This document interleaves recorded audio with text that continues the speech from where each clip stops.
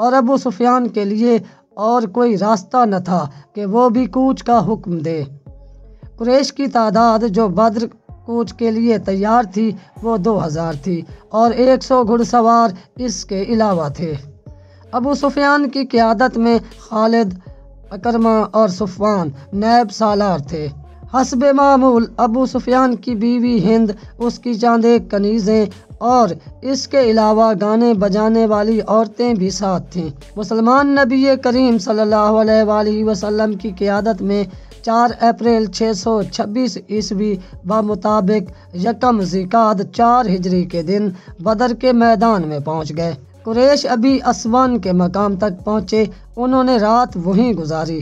صبح ہوتے ہی ابو سفیان نے اپنے لشکر کو کوچ کا حکم دینے کے بجائے یہ کہا: قریش کے بہادروں، مسلمان تمہارے نام سے ڈرتے ہیں، اب ان کے ساتھ ہماری فیصلہ کن جنگ ہوگی۔ ان مٹھی بھر مسلمانوں کا ہم نام و نشان مٹا دیں گے، نہ محمد اور نہ ہی ان کا کوئی نام لیوا اس دنیا میں رہے گا، لیکن ہم ایسے حالات میں لڑنے جا رہے ہیں جو ہمارے خلاف جا سکتے ہیں اور ہماری شکست کا باعث بن سکتے ہیں۔ تم دیکھ رہے ہو کہ ہم اپنے ساتھ پورا اناج نہیں لا سکے، مزید اناج ملنے کی کوئی امید بھی نہیں۔ پھر اس گرمی کو دیکھو، میں نہیں چاہتا کہ میں اپنے بہادروں کو بھوکا پیاسا مروا دوں، اس لیے میں فیصلہ کن جنگ کے لیے موزوں حالات کا انتظار کروں گا۔ ہم آگے نہیں جائیں گے، مکہ کو کوچ کرو۔ خالد کو یاد آ رہا تھا کہ قریش کے لشکر نے 2 طرح کے نعرے بلند کیے۔ ایک ان کے نعرے تھے جو انہی حالات میں مسلمانوں سے لڑنے کا عزم کیے ہوئے تھے، دوسرے نعرے ابو سفیان کے فیصلے کی تائید میں تھے، لیکن حکم سب کو ماننا تھا۔ خالد، اکرمہ اور صفوان نے ابو سفیان کا یہ حکم ماننے سے انکار کر دیا، لیکن ابو سفیان پر ان کے احتجاج کا کوئی اثر نہ ہوا۔ تینوں نائب سالاروں نے یہ جائزہ بھی لیا کہ کتنے آدمی ان کے ساتھ رہتے ہیں۔ یہ جائزہ ان کے خلاف ثابت ہوا اور لشکر کی اکثریت ابو سفیان کے حکم پر مکہ کوچ کر گئی۔ خالد اور اس کے تمام ساتھیوں کو مجبوراً لشکر کے پیچھے پیچھے مکہ کی طرف واپس آنا پڑا۔ خالد کو وہ لمحہ یاد آ رہا تھا جب وہ اکرمہ اور صفوان کے ساتھ لشکر کے پیچھے پیچھے مکہ کی طرف واپس آ رہا تھا۔ اس کا سر جھکا ہوا تھا۔ یہ تینوں ایک دوسرے کی طرف دیکھ بھی نہیں رہے تھے، جیسے ایک دوسرے سے بھی شرمسار ہوں۔ خالد کو بار بار یہ خیال آتا کہ لڑائی میں اس کی ٹانگ کٹ جاتی، اس کے بازو کٹ جاتے، اس کی آنکھیں ضائع ہو جاتی یا اس کی جان چلی جاتی تو اسے یہ دکھ نہ دیکھنا پڑتا جو اسے بغیر لڑے واپس جانے سے ہو رہا تھا۔ اس وقت وہ یوں محسوس کر رہا تھا جیسے اس کی ذات مٹ گئی ہو اور گھوڑے پر اس کی لاش مکہ کو واپس جا رہی ہو۔ نبی کریم صلی اللہ علیہ وآلہ وسلم کا قتل اس کا ایک عہد تھا جسے وہ پورا کیے بغیر واپس آ رہا تھا۔ یہ عزم بچھو کی طرح اسے ڈس رہا تھا۔ اسے بہت کچھ یاد آ رہا تھا، یادوں کا ایک ریلا تھا جو ختم ہونے کا نام نہیں لے رہا تھا۔ اس وقت خالد کو یہودیوں کے تینوں قبیلے بنو نذیر، بنو قریظہ اور بنو قینقاع یاد آئے۔ انہوں نے جب دیکھا کہ قریش بغیر لڑے واپس جا رہے ہیں تو وہ متحرک ہو گئے۔ یہودیوں نے مسلمانوں کے خلاف زمین دوز کارروائیوں کا آغاز کر دیا، مکہ گئے اور قریش کو مسلمانوں کے خلاف بھڑکایا، مگر قریش کا سردار ابو سفیان ٹس سے مس نہ ہوا۔ خالد کو معلوم نہ ہو سکا کہ ابو سفیان کے دل میں کیا ہے اور وہ مسلمانوں سے لڑنے سے کیوں گھبراتا ہے۔ اسی سال کے موسم سرما کے شروع میں خیبر کے چند ایک سرکردہ یہودی مکہ گئے۔ ان کا سردار حبیب بن اخطب تھا۔ یہ شخص یہودیوں کے قبیلے بنو نذیر کا سردار بھی تھا۔ یہودیوں کے پاس زر و جواہرات کے خزانے تھے، اس لیے وہ چند ایک یہودی ابو سفیان اور دیگر قریش کے سرداروں کے لیے بیش قیمت تحائف لے کر گئے۔ مکہ میں جب یہ یہودی ابو سفیان سے ملے تو ان کے ساتھ اپنی حسین و جمیل لڑکیوں کا ایک طائفہ بھی تھا۔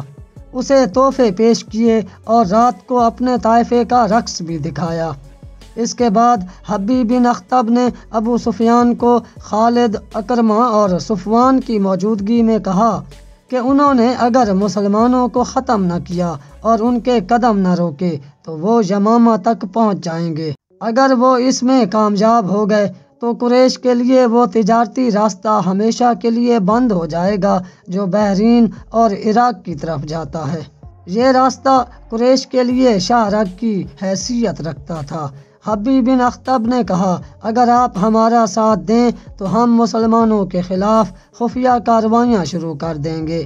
ہم مسلمانوں سے دگنے تھے تو بھی ان کو شکست نہ دے سکے۔ ابو سفیان نے کہا ان سے 3 گنا تعداد میں ان سے لڑے تو بھی ان کو شکست نہ دے سکے۔ اگر چند اور قبیلے ہمارے ساتھ مل جائیں تو ہم مسلمانوں کو ہمیشہ کے لیے ختم کر سکتے ہیں۔ ہم نے یہ انتظام پہلے ہی کر دیا ہے۔ حبیب بن اخطب نے کہا قبیلہ غطفان اور بنو اسد تمہارے ساتھ ہوں گے۔ ہماری کوششوں سے چند اور قبیلے بھی آپ کے ساتھ آ جائیں گے۔ خالد کو کیا کیا یاد نہ آ رہا تھا۔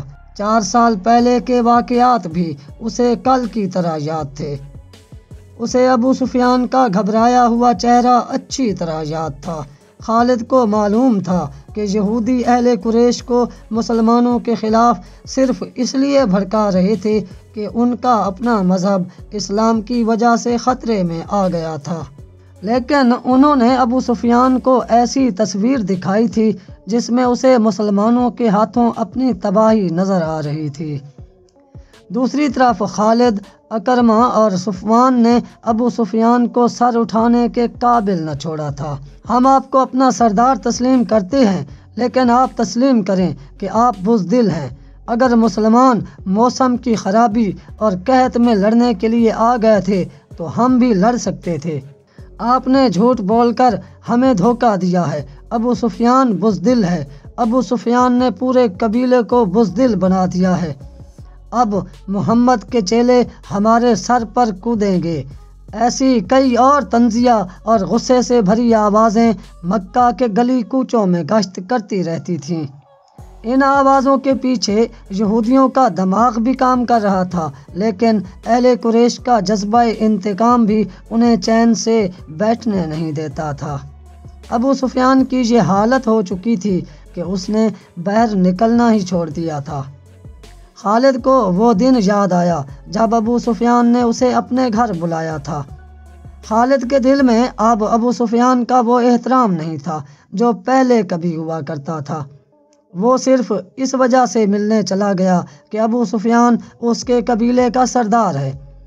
جب خالد ابو سفیان کے گھر گیا تو وہاں اکرمہ اور صفوان پہلے سے موجود تھے۔ خالد، میں نے مدینے پر حملے کا فیصلہ کر لیا ہے۔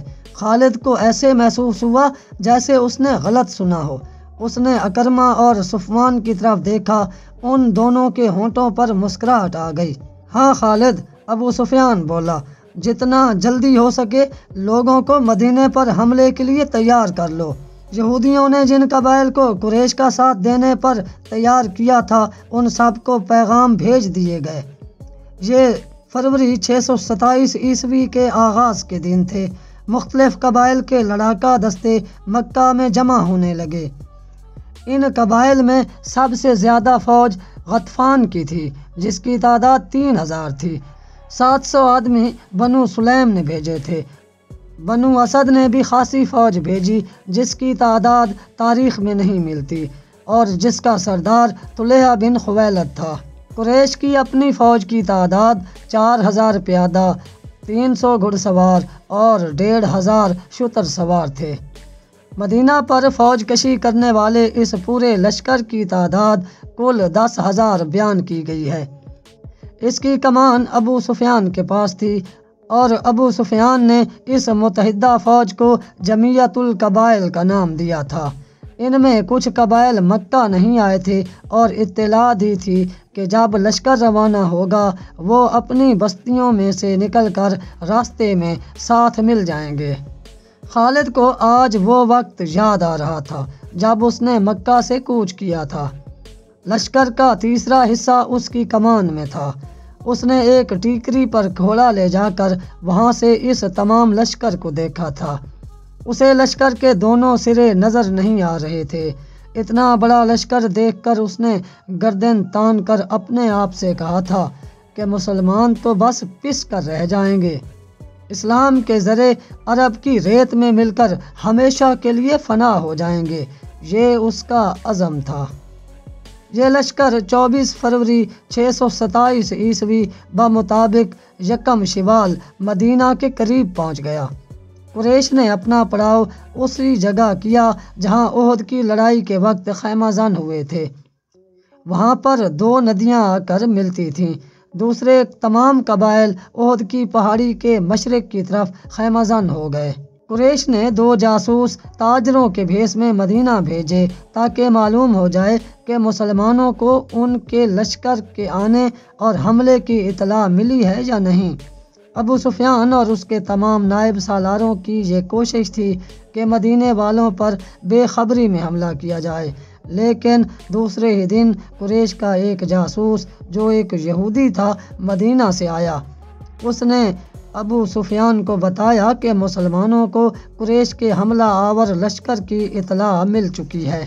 اس یہودی جاسوس نے آ کر یہ بتایا تھا کہ مسلمانوں اور سارے شہر پر اتنے بڑے لشکر کا پہلے تو خوف طاری ہو گیا تھا، لیکن محمد صلی اللہ علیہ وآلہ وسلم اور ان کے قریبی ساتھیوں کی للکار پر مسلمانوں کے دل مضبوط ہو گئے۔ گلی کوچوں میں ایسے اعلانات ہونے لگے کہ جن کو سن کر مسلمانوں میں جوش پیدا ہو گیا اور وہ لڑائی کے لیے ایک جگہ اکٹھے ہونے لگے۔ میرے خیال میں ان کی تعداد 3000 سے زیادہ نہیں ہوگی۔ مورخین نے بھی لکھا ہے کہ اس وقت مسلمانوں کی تعداد 3000 سے زیادہ نہ تھی۔ انہیں اطلاع مل چکی تھی کہ حملہ آور لشکر کی تعداد 10,000 ہے، جس میں سینکڑوں گھڑ سوار اور شتر سوار بھی ہیں۔ عرب کی سرزمین میں یہ لشکر اس وقت کا تاریخ کا سب سے بڑا لشکر تھا۔ تعداد کو دیکھا جاتا اور فن حرب و ضرب کے پیمانے آزمائے جاتے تو مسلمانوں کو بغیر لڑے ہی ہتھیار ڈال دینے چاہیے تھے، یا وہ رات کی تاریکی میں مدینہ سے نکل کر کسی اور بستی میں اپنا ٹھکانہ بناتے۔ کوئی سوچ بھی نہیں سکتا تھا کہ 3000 مسلمان 10,000 کفار کا مقابلہ ذرا سی دیر کے لیے بھی کر سکیں گے۔ 10,000 کا لشکر آسانی سے مدینہ کی اینٹ سے اینٹ بجا سکتا تھا، لیکن یہ کوئی عام ٹکر نہیں تھی، یہ حق اور باطل کی ٹکر تھی۔ یہ اللہ کے حضور سر جھکانے والوں اور بت پرستوں کے درمیان تصادم تھا۔ خدا یقیناً حق کے ساتھ تھا۔ خدا نے اپنے اس عظیم بندے کی لاج رکھنی تھی جسے خدا نے غار حرا میں اپنا پیغام پہلی وحی کی صورت میں دیا تھا اور اسے رسالت عطا کی تھی، کیونکہ خدا ان کا ساتھ دیتا ہے جن کے دلوں میں حق اور صداقت ہوتی ہے۔ یہ نبی کریم صلی اللہ علیہ وآلہ وسلم کی للکار تھی جو مدینے کے گلی کوچوں میں سنائی دے رہی تھی۔ لیکن اے اللہ پر ایمان رکھنے والو، خدا تمہارا اسی صورت میں ساتھ دے گا جب تم دلوں سے خوف نکال کر ایک دوسرے کے ساتھ مل کر اپنی جانیں اللہ کی راہ میں قربان کرنے کا عزم کرو گے۔